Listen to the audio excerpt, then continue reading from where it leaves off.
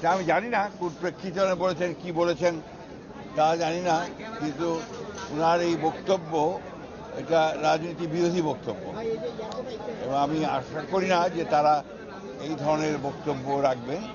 কারণ রাজনৈতিক দলগুলো সবসময়ই এই অন্তর্বর্তীকালীন সরকারকে সমর্থন করেছে, এবং সমর্থন করার উদ্দেশ্য একটা আছে, সেটা হচ্ছে গণতন্ত্রকে পুনঃপ্রতিষ্ঠা করা, রেস্টোরেশন অফ ডেমোক্রেসি।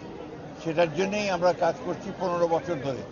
আমরা সংগ্রাম করেছি, লড়াই করেছি, এবং এটা উনি কি উদ্দেশ্যে কীভাবে বলেছেন আমি জানি না।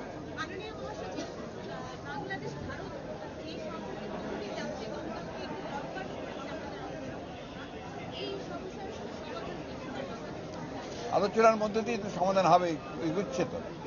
স্যার, ভারপ্রাপ্ত চেয়ারম্যানের কাছ থেকে কি বার্তা নিয়ে এসেছেন বাংলাদেশের? ভারপ্রাপ্ত চেয়ারম্যান